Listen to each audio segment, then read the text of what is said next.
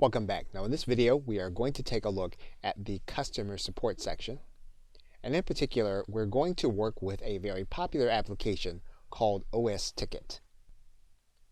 Now OS Ticket will allow you to create your own help desk where you can take tickets and you can answer them, and then your client will get confirmation that they have submitted their request to you.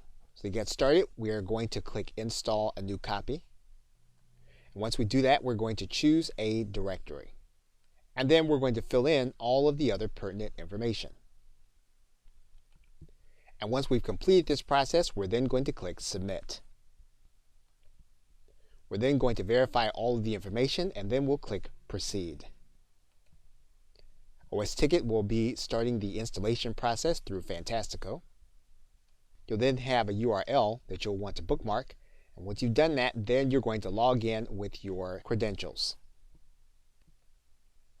We'll type in our password and then our username. And then we'll click Login.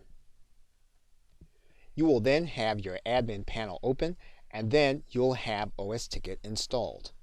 Now what you'll notice is that OS Ticket will give you, the admin, an SCP at the end of the URL, and that's to indicate where you log in as an admin. Your client, on the other hand, will log in with the entire URL without the SCP.